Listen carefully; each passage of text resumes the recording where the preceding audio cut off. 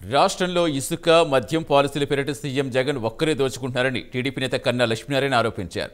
ఇసుక ఆదాయం సీఎం జగన్కు నేరుగా చేరుతోందని కన్నా అన్నారు. సీఎం ఒక్కరే డబ్బులు సంపాదిస్తున్నారని కడుపుమండిన ఎమ్మెల్యేలు ఎన్జీటీలో కేసు వేయించారని, ఫలితంగా పర్యావరణానికి విఘాతం కలిగించారని 450 కోట్లు ఫైన్ విధించారని కన్నా విమర్శించారు.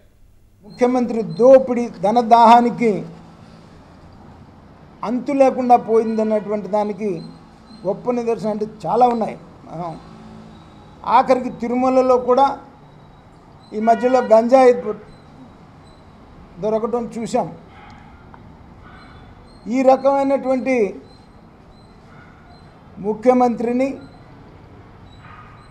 నాకు 50 సంవత్సరాల రాజకీయ జీవిత అనుభవం ఉంది.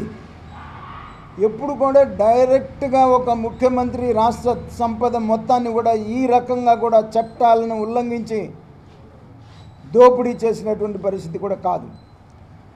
తన దోపిడీకి వాళ్ళ శాసనసభ్యులే